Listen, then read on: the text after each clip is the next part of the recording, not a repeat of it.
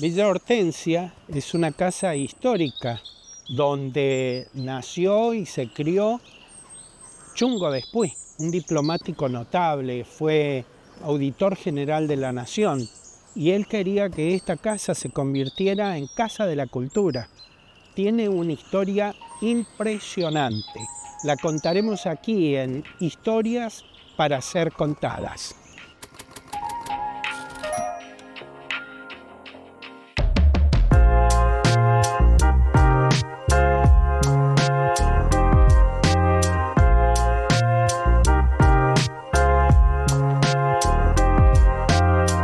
¿Cuál es la historia que une a los Lucos con los Laborda y qué tienen que ver con Villa Hortensia? Es una historia, yo trato, como vivo en Francia, me interesé a saber las familias que constituyen donde yo vengo. Y me di cuenta que todas estas familias vienen del mismo lugar, de la misma región, que es el suroeste de la Francia. Y si empezamos por Valentín Luco, que viene de una familia ya de 1700 que llega a Chile, viene aquí a fines del siglo XIX, 1870, y se casa, que viene su familia de Ávala, de la Vascuña francesa.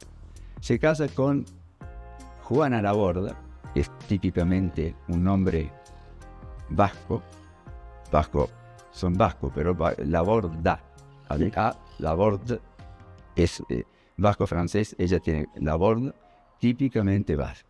Bien. Después viene mi abuelo, que es después.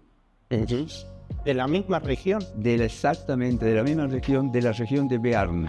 Bearn es un departamento justo al lado del País Vasco. Y pertenece gran parte de lo que se llama Haute Atlantique, la parte del Atlántico de los Pirineos. Bien. ¿Y después? Es hijo de Paul Después y de Aurélie Lafargue. Lafargue, otro nombre típicamente vasco. Y después se asientan en esta gran tierra de Juan Martín de Pueyrredón. Exactamente. Lo que pasa es lo siguiente. Mi abuelo, después, Enrique se casa con Hortensia Luco Laborda. Y nace mi padre y después nosotros. Toda esta gente, Valentín Luco, compra las tierras de Juan Martín de Pueyrredón. ¿Y Juan Martín de Pueyrredón de dónde viene? ¿De dónde viene? De kilómetros de la misma región, Isir se llama, no San Isidro, Isir es una región que está aquí a algunos kilómetros de Po. O sea que toda esta gente, todos nosotros, venimos todos de la misma región. Hortensia Luco, que le da el nombre a esta casa. Hortensia, porque los Luco, don Valentín Luco tiene varios hijos. Tiene Hortensia, tiene Manuela, tiene 3 varones, Valentín, otro que muere joven, y esos son los Lucos, digamos. Y aquí está Villa Hortensia, que hereda Hortensia, mi abuela, con mi abuelo, y hacen una casa magnífica, esto que estamos viendo, que de lo que queda. Y después Manuela tiene los Suárez Luco, vienen de Manuela, hermana de Hortensia. Y después están los otros hombres, digamos, que son los Lucos.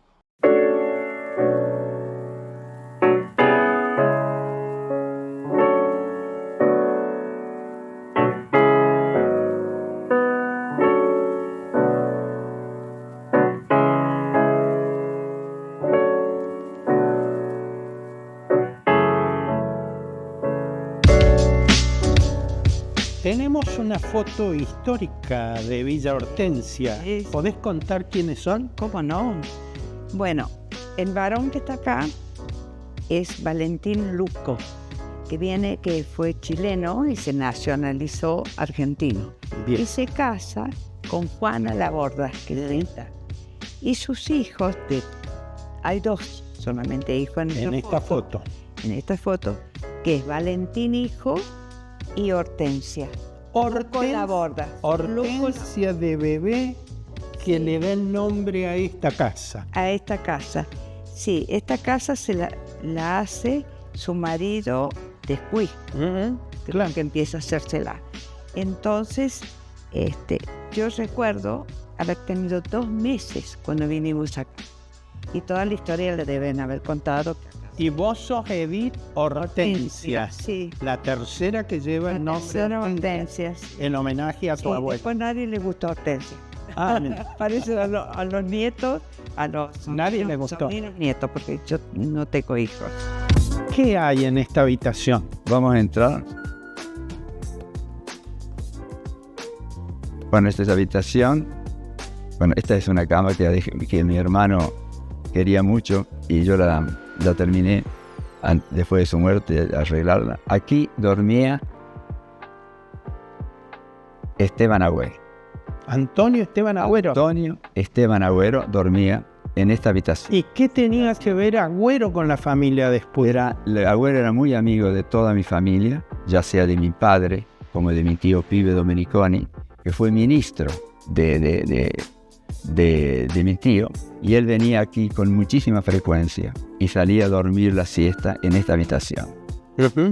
O sea que esta habitación tiene su historia particular. Su historia particular, y mi hermano quería hacer una especie de salón, poquito, para recordar la memoria de Esteban Agüero, que por supuesto que todos los puntanos que nos vamos lejos, la poesía de Agüero tiene todo, ya sea el llamado, el acento, el olor a la mazamorra, a la comida, a la lengua, sobre todo la tonada, que siempre uno tiene y trata de conservar en todas las partes del mundo que vaya. Eso es lo que te... El legado que yo tengo de Agüero, allá en Francia siempre yo hablo con mucho acento francés y me dicen, usted tiene acento. Es algo siempre, digamos,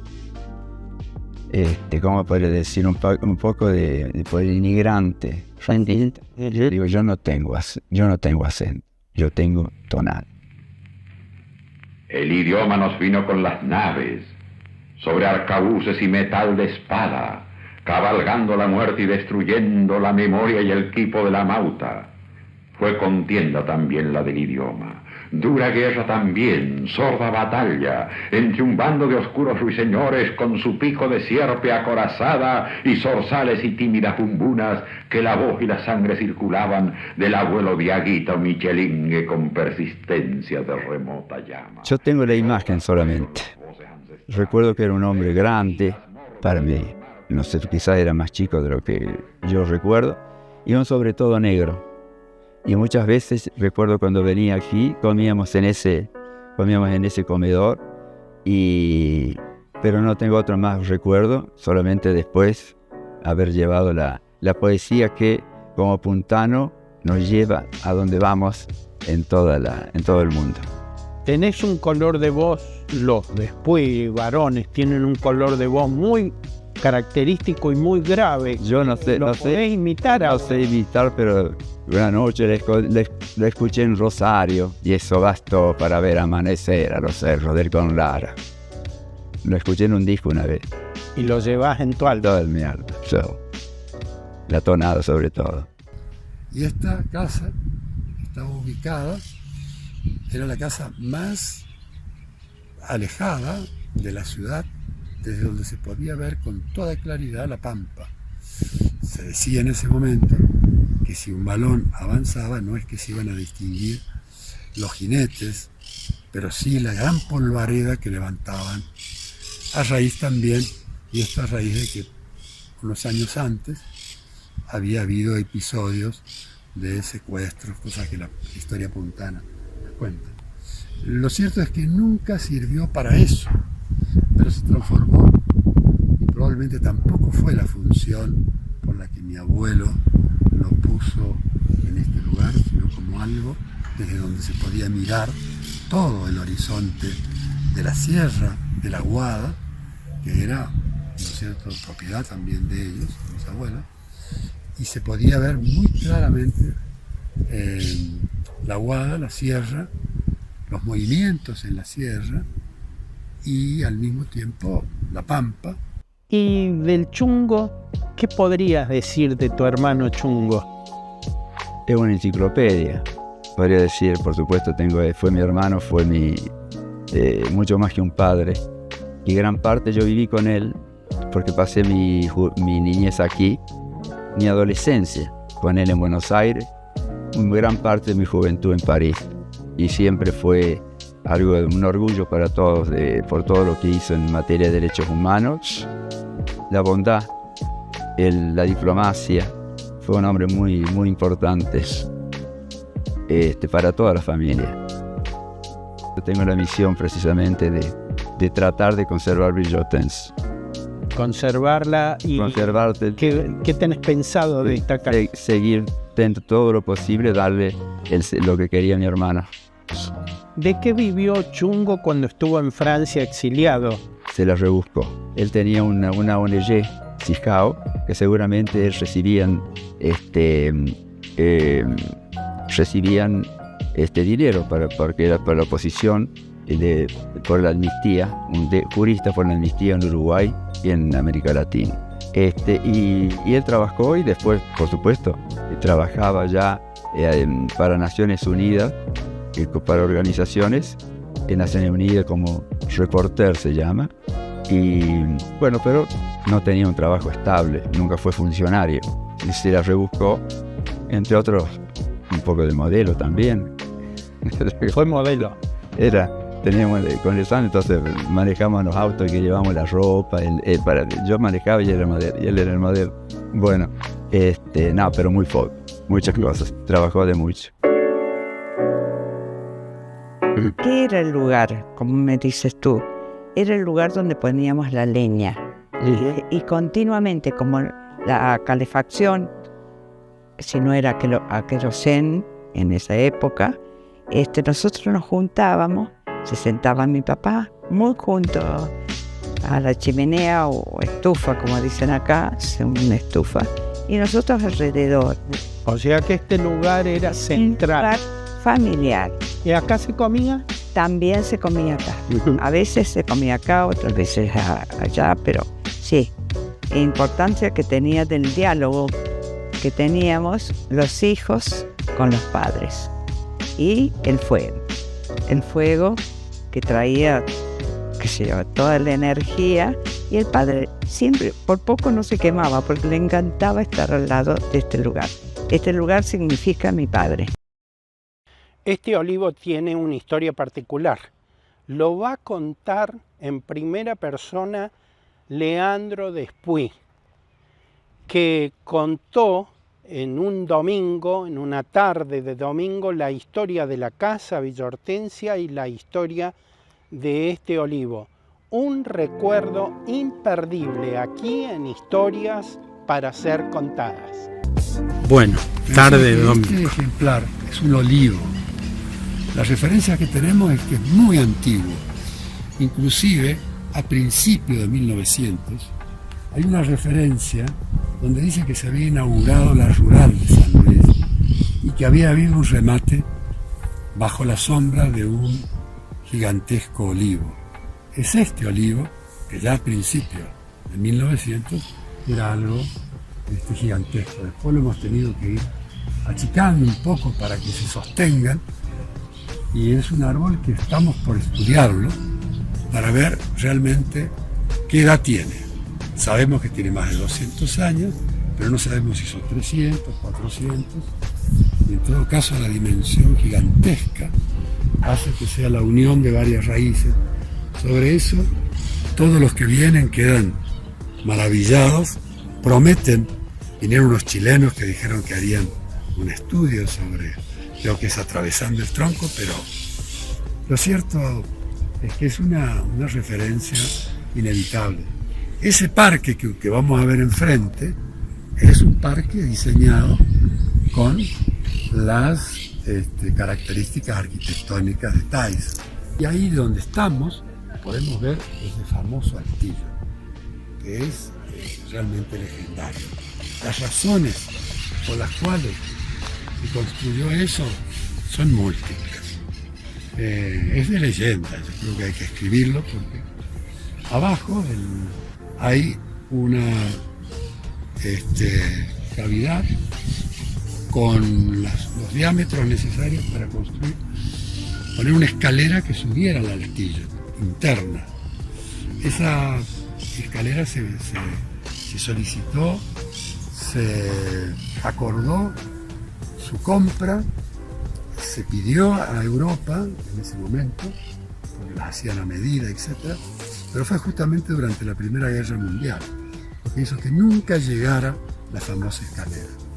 Entonces nunca nosotros, mi familia históricamente, quiso reproducir el circuito de caracol para llegar arriba. Directamente llegó por afuera.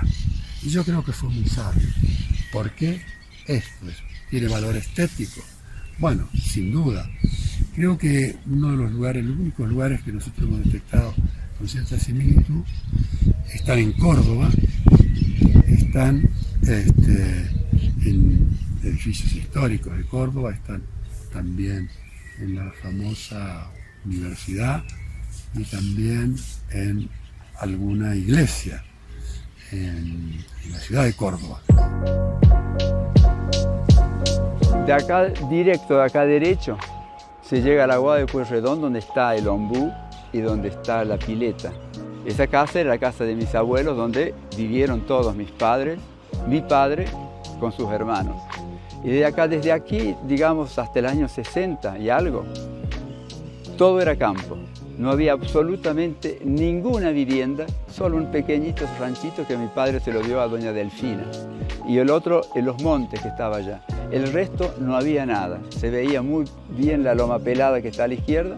Y para ir a la Aguada se salía de aquí, había un camino que iba, después se pasaba otro camino donde hay un canal que era muy rápido, después otro camino y después se entraba a una tranquera que era gran parte de la Aguada de Pueyrredón y había que pasar un zanjón muy bravo porque cuando llovía el agua corría muy rápido y era muy difícil atravesar, había que arreglar.